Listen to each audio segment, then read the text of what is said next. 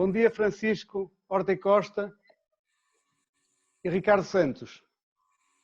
Bom dia. Bom dia. Obrigado por terem aceitado o meu convite. É um prazer estarmos aqui juntos e podermos falar agora nas próximas 30 minutos.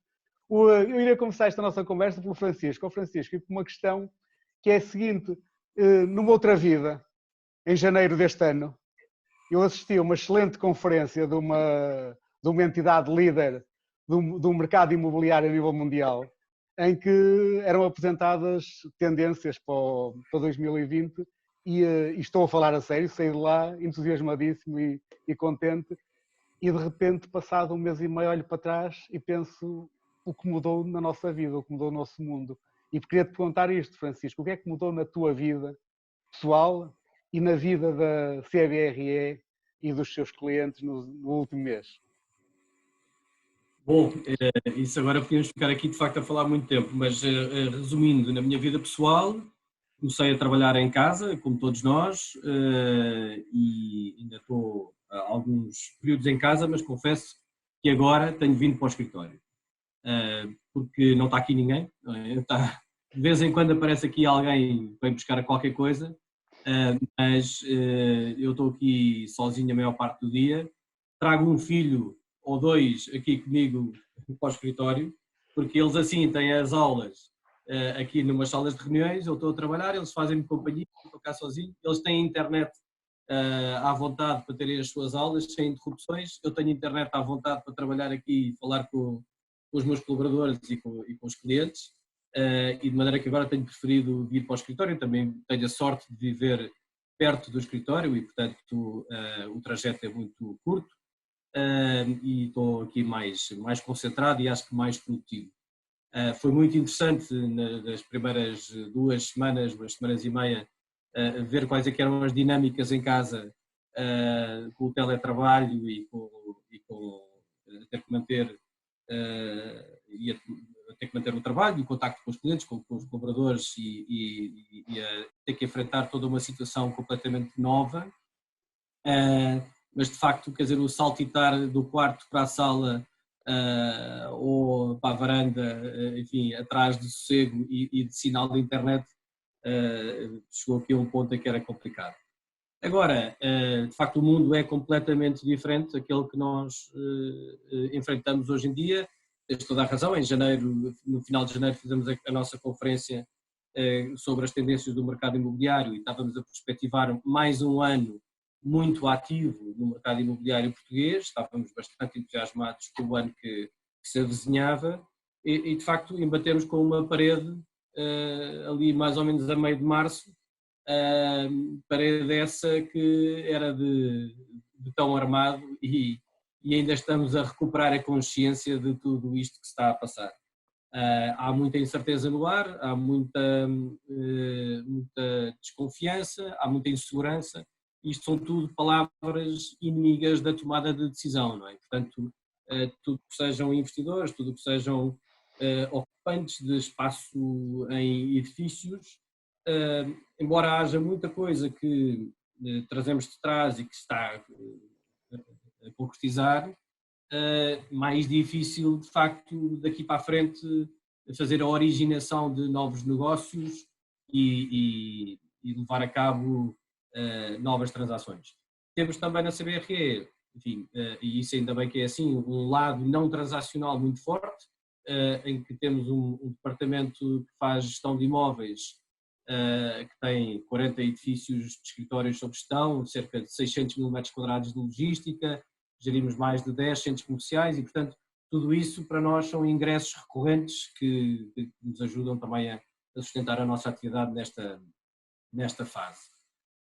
E, portanto, graças a Deus também ao longo dos anos fomos mantido aqui uma estrutura de custos bastante contida, o que nos permite agora também enfrentar esta com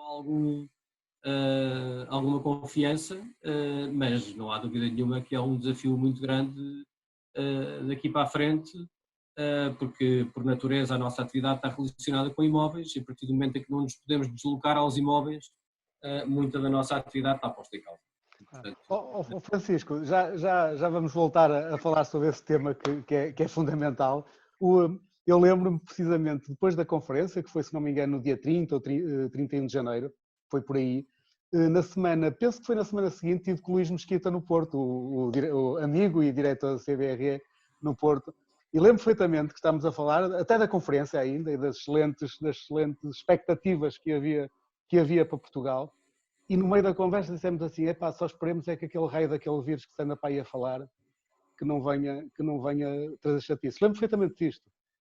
Mas nem eu, nem ele, nem ninguém sonhava. Falamos aquilo quase como em conversa, como assim uma coisa que pode ter aqui algumas, pode causar aqui alguma chatice. E que grande chatice que causou. É verdade. É verdade, sem dúvida nenhuma.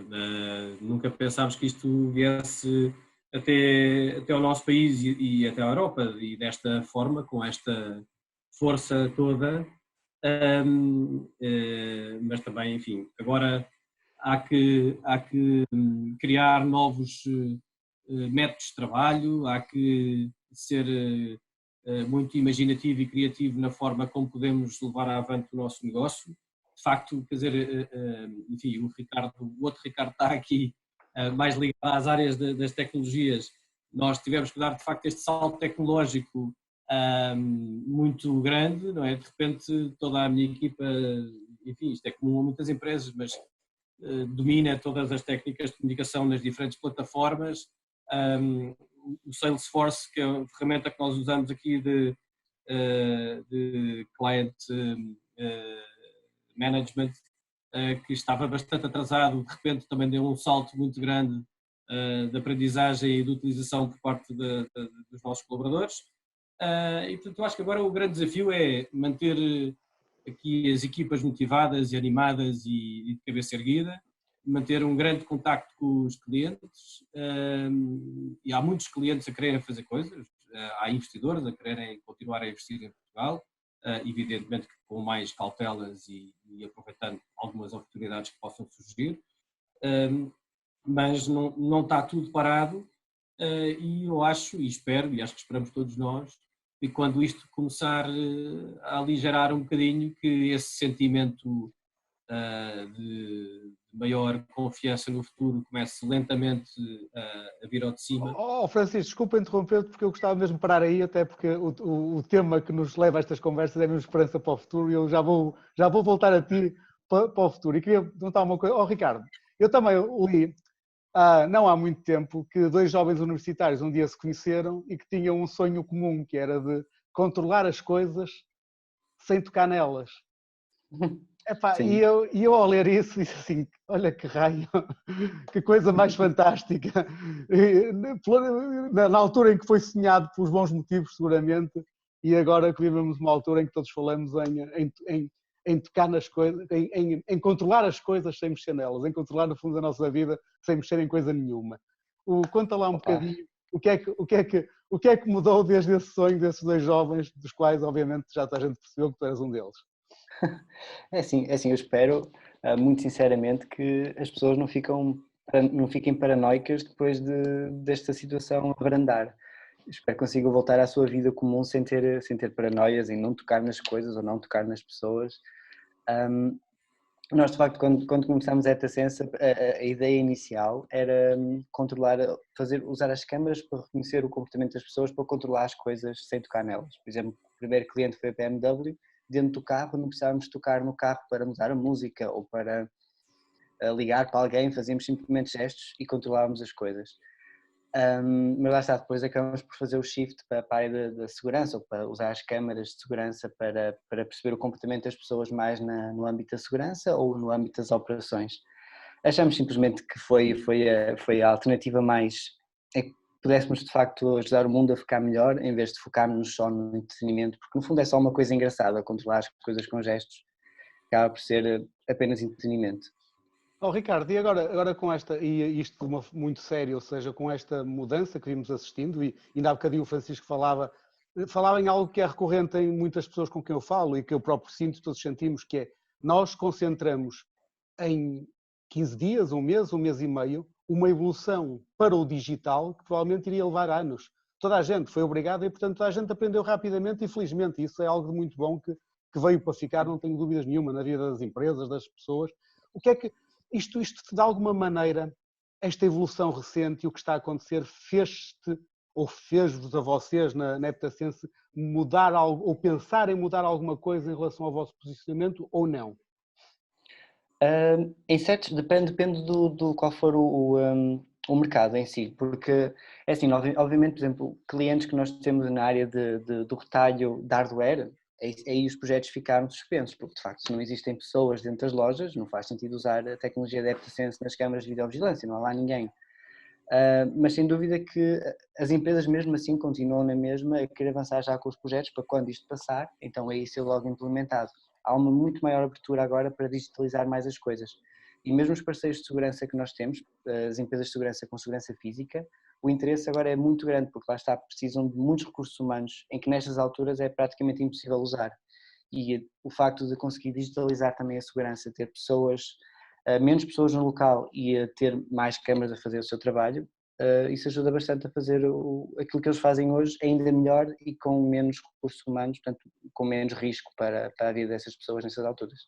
Ok. Francisco, uma iniciativa, entre muitas iniciativas da CBRM, mas que eu conheço relativamente bem, porque estive envolvido nela, e que é o PropTech Challenge, que começou, penso que foi há 3 anos, se não me engano, já vai na 3ª edição, e que é uma iniciativa que eu gostaria de ouvir um bocadinho mais, porque acho que é interessante que as pessoas fiquem a conhecer, porque detecta muitas empresas como a Heptasense e outras que em Portugal e na Europa desenvolvem tecnologias fantásticas, umas que estão já em aplicação e outras que estarão seguramente nos próximos tempos, e no mundo, se isto já era verdade há 2 meses, era completamente verdade há 2 meses, neste momento é decisivo, ou seja, nós temos que incorporar cada vez mais rápido tecnologias que nos ajudem a viver melhor e a trabalhar melhor e a visitar melhor e a comprar e a vender melhor. Sem dúvida. O PropTech Challenge da CBRE, que tu conheces bem, que foste júri da primeira edição em Portugal, que foi a 2ª edição a nível global, e como dizes, já fomos para a 3ª edição. Se era um concurso que tinha como de facto objetivo detectar o desenvolvimento de tecnologias aplicadas ao imobiliário, mas se calhar assim num modo semi-real, semi-wishful thinking, neste momento o lado real pende muito mais do que o lado wishful thinking, não é? Portanto, todas estas tecnologias que, se calhar algumas delas nós olhávamos para elas e dizíamos, pá, está bem, isto algum dia pode ter aplicabilidade, agora tem muito mais aplicabilidade no curto prazo do que alguma vez pensámos.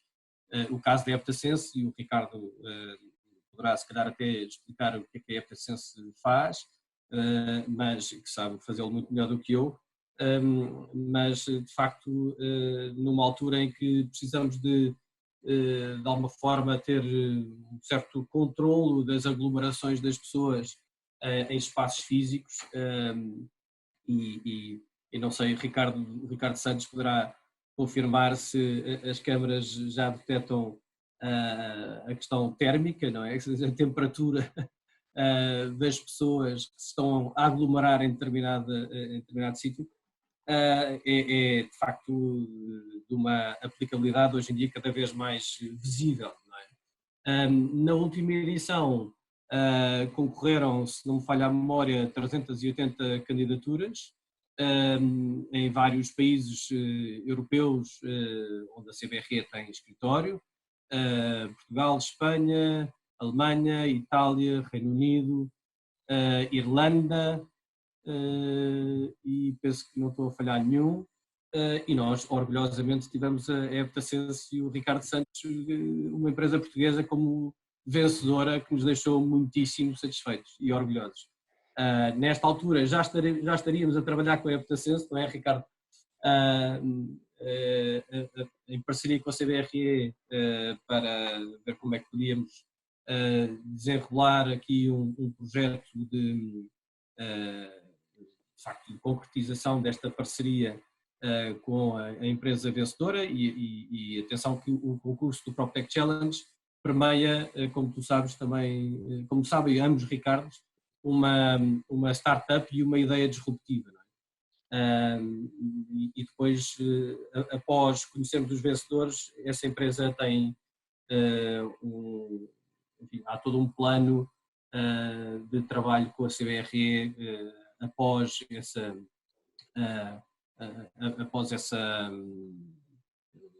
o terem ganho essa categoria da startup vencedora. E de facto, mais do que nunca, agora estamos muito mais alertas para toda a questão tecnológica aplicada ao imobiliário. É como tu dizes, nós hoje em dia deparamos com dificuldades em visitar imóveis, deparamos com dificuldades de reporting, deparamos com, enfim, uma série de questões de avaliação de imóveis que não nos podemos deslocar aos mesmos e, portanto, tudo o que sejam tecnologias que nos permitam daqui para a frente ultrapassar essas dificuldades torna-se cada vez mais importante. Ricardo, passava-te aqui a bola a ti perguntando duas coisas. Uma, de que forma é que tu vês, o futuro da Eptasense neste mundo que está em aceleração e como sempre teve, mas agora se calhar de uma forma ainda mais premente, principalmente como é que tu vês a utilização da tecnologia nas cidades, nos imóveis, na área do imobiliário, e tu que és jovem, portanto que isso também é importante. Nós somos todos jovens, portanto é importante que se diga isto. Mas pronto, mas em termos do bilhete de identidade tu és um bocadinho mais. Como é que tu olhas para o futuro? Como é que tu gostava de te ouvir dizer algo sobre isso? Sim. É assim, nós com a CBRE, lá está, com algumas empresas conseguimos avançar e nós já estamos online com câmaras da CBRE, sem querer dizer agora local, por causa do contrato de confidencialidade, mas está a avançar na mesma e bastante bem. É assim, como é que eu vejo o futuro? Infelizmente eu começo a ver já soluções que abusam um bocadinho da privacidade das pessoas com o intuito de dizer é para a segurança das pessoas, por exemplo, saber onde é que aquelas aplicações, saber onde é que as pessoas andam, aquelas que já foram infectadas, para conseguir criar um modelo de risco para as pessoas que estão à volta. Nós na Eptasense, mesmo trabalhando com câmaras de segurança, somos completamente contra a invasão da privacidade. Nunca fizemos identificação de pessoas a partir das câmaras, nem pretendemos fazer, nem acreditamos que a segurança deve comprometer a privacidade. Infelizmente, às vezes este tipo de situações de emergência como estas acabam por levar nesse caminho. Nós vamos sempre lutar contra isso e mostrar que existe um caminho melhor. Estas situações acabam por, obviamente, uma startup uma empresa nestas situações tem mesmo de mudar um bocadinho o foco ou mudar um bocado o modelo de negócio caso influencie a atividade da mesma. No caso de uma startup é muito mais difícil, porque uma startup foca-se muito na inovação todos os dias, ou seja, é muito desenvolvimento e investigação. Não tem um retorno a curto prazo, tem um retorno a longo prazo. Há um investimento inicial bastante grande para depois ter um retorno com potenciais clientes. Neste caso, na Eptasense, obviamente, com qualquer outra startup, tivemos que cortar os custos nisso e focar agora nos clientes que temos agora, que já tínhamos, aliás, e preparar projetos para o futuro, mas basicamente as startups acabam por ser muito influenciadas por isto da pior maneira, não têm a mesma flexibilidade para mudar o modelo de negócio para adaptar esta nova realidade. Ricardo, tu falaste de uma Sim. coisa que me é muito cara, que é a questão da segurança versus liberdade. Que tem a ver com a questão da privacidade. Eu tenho algumas tendências liberais e, portanto, é algo que me aflige muito, mesmo muito, quando nós todos queremos segurança, todos queremos, eu também quero, para mim, para a minha família, para os meus amigos, para a minha comunidade, mas aflige muito a facilidade com que parece que aceitamos cada vez que a intrusão e quase como se não houvesse opção, quase como dizendo que, ok, se queres segurança tens que ter esta intrusão. Tu acabaste de dizer algo que é muito importante, não é obrigatório, e era algo que eu, enquanto cidadão, gostaria muito que empresas como a tua, que o afirmassem, nós temos tecnologias que conseguem resultados, que podem permitir essa segurança sem que haja uma intrusão naquilo que é a nossa privacidade e garantindo os nossos direitos, liberdades e garantias. Passa a redundância. Claro que sim. Francisco, Claro que sim. passava-te aqui uma questão que é muito importante e que acho que é uma questão que toda a gente pergunta, e tu tens a vantagem de estar no meio e tens informação que vem do todo o mundo sobre aquilo que nos afeta, ou seja, como é que nós vamos viver a partir daqui, ou seja, como é que vão ser as cidades? Que é algo que eu lembro ainda há pouco tempo, até se não me engano na própria conferência, no fim estávamos a falar e falámos um bocadinho sobre o impacto do 5G, como é que o 5G vai mudar isto tudo, como é que vai acabar com a latência e com a velocidade, em que vamos quase ter o virtual à velocidade do real. Como é que tu vês o futuro pós-pandemia? Como é que vão ser as cidades? As cidades para viver, as cidades para trabalhar, as cidades para visitar? Olha, eu antes de mais faço aqui alguma publicidade a um estudo que a CBRE acabou de lançar há 15 dias. Não tem nada a ver com a Covid-19. Já íamos lançar de qualquer das maneiras, que se chama, tenho aqui à minha frente, chama-se Global Outlook 2030. Portanto, é exatamente como é que o mundo vai ser em 2030, no que diz respeito ao que influencia o imobiliário, evidentemente. E o título é em inglês, que eu não vou traduzir, porque acho que em inglês responde melhor à tua questão, que se chama The Age of Responsive Real Estate. E, portanto, vamos ter um imobiliário muito mais interativo com as pessoas. Eu acho que vamos, de facto, evoluir para um mundo. Eu li também no outro dia um artigo curioso do World Economic Forum, que é um artigo de 2016, mas cujo título também tem a ver com 2030, e dizia: estamos em 2030, não sou dono de nada, não tenho privacidade e nunca fui tão feliz. E, portanto, isto só para provocar a conversa que vocês estavam a ter antes desta. Quer dizer, há muitas coisas que eu acho. A cidade, e a nível das cidades, e tu tens falado muito sobre isso, e eu, alertado também muito por ti, também tenho olhado mais para esse assunto, o assunto do 5G, eu acho que, e o nosso relatório também fala sobre isso, vai ser claramente o modo como nós vamos passar a viver, tudo o que seja a internet das coisas. Enfim, eu acho que nós vamos ter que ceder alguma privacidade nessa cidade do futuro. Quer dizer, quando o Francisco entrar no edifício de escritórios, vai haver um sistema que vai avisar que o Francisco entrou, que está a tomar um café, e se calhar agora, por causa desta questão dos vírus, que era um tema para nós desconhecido, se calhar vai dizer que o Francisco está com 35,4 de temperatura, coisa assim do género. Vão ser, de facto, eu acho, cidades muito mais eficazes do ponto de vista da gestão do tráfego, da gestão dos resíduos, da gestão da mobilidade. Acho que o espaço de trabalho, agora ouvem-se todo o tipo de tendências, desde que as empresas vão usar menos espaço porque vão ter mais pessoas em teletrabalho, que eu acho que é uma realidade em parte.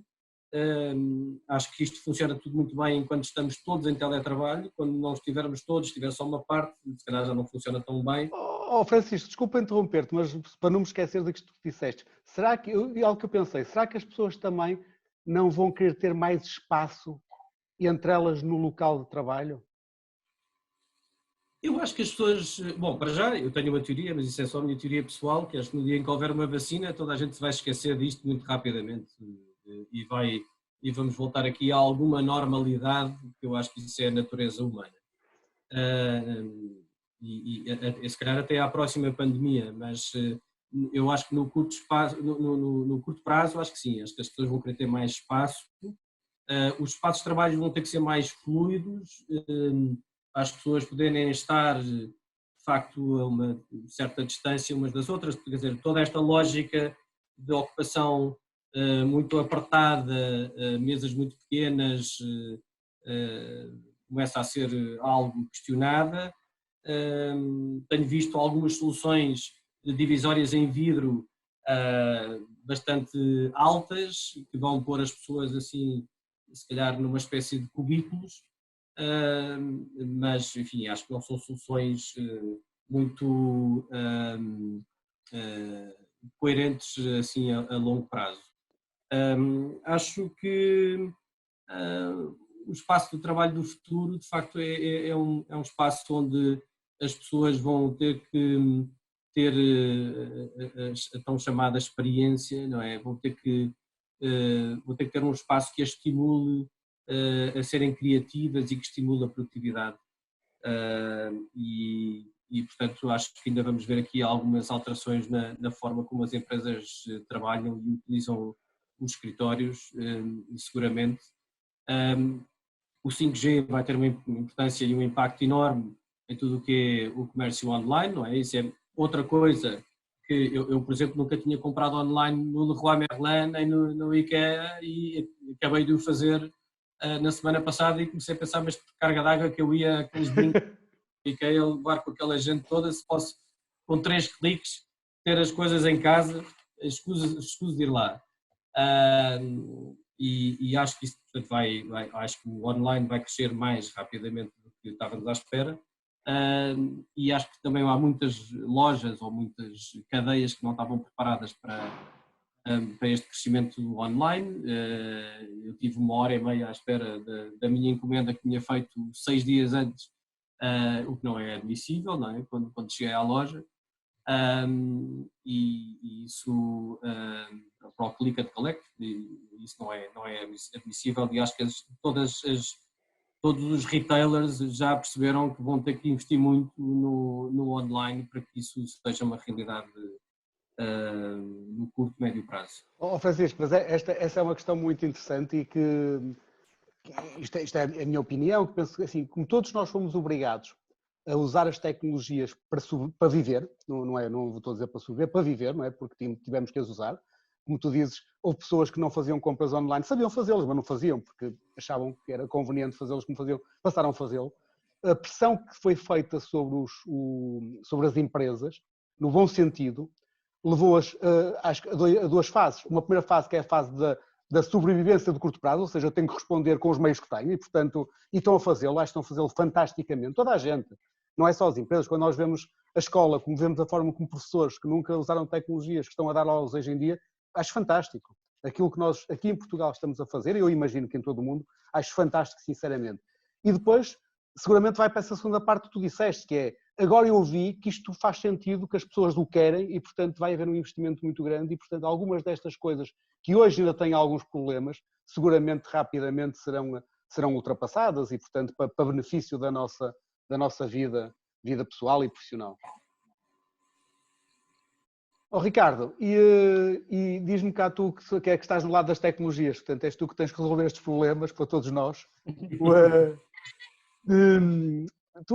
Há bocadinho o Francisco falou em algo que depois tu acabaste por não tocaste na tua resposta, na tua intervenção, que é a questão da monitorização, ou seja, da temperatura, por meios não intrusivos. A vossa tecnologia de alguma forma pode fazer, porque isso também tem a ver com a questão no fundo da nossa liberdade, ou seja, se isso for possível, se calhar resolvemos algumas das questões da intromissão. Sim, isso é um bom exemplo. Nós estamos já a ver isso com algumas empresas.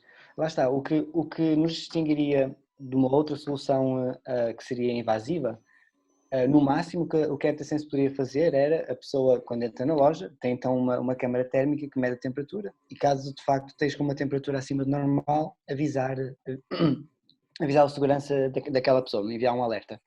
Mas nós não vamos guardar os detalhes daquela pessoa, não vamos guardar a fotografia daquela pessoa, o nome daquela pessoa e associar aquele problema àquela pessoa para no futuro outros seguranças receberem o alerta sempre que a pessoa entra naquela loja, mesmo que não tenha nada.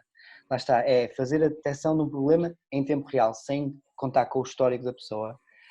Temos já visto isso com algumas empresas, mas lá está, as empresas só vão investir nisso se de facto forem obrigadas a isso. Né? Hoje as empresas são obrigadas, de retalho, por exemplo, são obrigadas a não ter tanta gente dentro da loja, fazer aquelas filas, mas é uma obrigação. Portanto, agora só falta é perceber, essas empresas precisam perceber se precisam mesmo de ser obrigadas no futuro, então a fazer a medição das temperaturas, fazer um maior controle interno, e se for, a Eptasense aí está pronta para fazer isso. Oh, Ricardo, sabes, tu ainda és novo, felizmente, que é uma coisa boa para ti, é teu benefício, mas o mercado reage sempre a dois estímulos. Obviamente à obrigação, e essa tens razão, portanto, mas também muitas das boas empresas no mercado reagem à oportunidade. E a partir do momento em que viram neste momento que há uma oportunidade de diferenciação para aqueles que o possam fazer, podes ter a certeza absoluta que muitas vão fazê-lo, mesmo que não sejam obrigadas. E isso é uma vantagem para ti e para outras empresas como a tua, que eu espero e desejo para o vosso bem e para o bem de todos, que a aproveitem e bem, e muito. Francisco, eu estava aqui a pensar naquele avatar que tu tinhas na conferência, espero que o tenhas guardado, porque agora dá um jeito tremendo. Podes mandá-lo passear e fazer compras por ti. Dava-me imenso jeito e não só isso, como estar presente em todas as reuniões com os meus colegas, aquelas que eu não consigo estar. Mas, de facto, entretanto, Ricardo, mandei-te o nosso relatório, esse que estava a falar há bocado, e prevê coisas como, por exemplo, que 15% das milhas percorridas nos Estados Unidos em 2030 serão feitas por carros autónomos, ou que em 2030 cerca de 39% do comércio nos Estados Unidos será feito online, o que são números de facto avassaladores, e eu acho que são números que depois começam nos Estados Unidos, e enfim, a gente já sabe que isto mais tarde ou mais cedo chega aqui, e enfim, quem sabe nessa altura sim posso ter um avatar também para me ajudar aqui a gerir esta empresa. Francisco, Ricardo, vamos terminar, isto passa no instante. Muito obrigado a ambos, foi uma conversa muito interessante, seguramente para mim foi e acho que vai ser para todos aqueles que possam assistir. Todos nós gostaríamos de ter um avatar, se calhar todos nós vamos ter um dia, mas mais do que isso, mais importante do que os avatares que naturalmente vão aparecer é que todos estejamos bem de saúde, com confiança no futuro, com esperança para o futuro e tendo a certeza de que enquanto coletivo, enquanto humanidade, nós damos sempre a volta a estas coisas e, portanto, hoje estamos assim, daqui a uns tempos estou certo que vamos estar bem melhor e Portugal irá continuar a desenvolver-se e as nossas empresas também. Obrigado, muito obrigado. Sem dúvida. Obrigado. Boa tarde a ambos. Muito obrigado, Ricardo. Ricardo. Obrigado, Francisco e Ricardo. Até à próxima.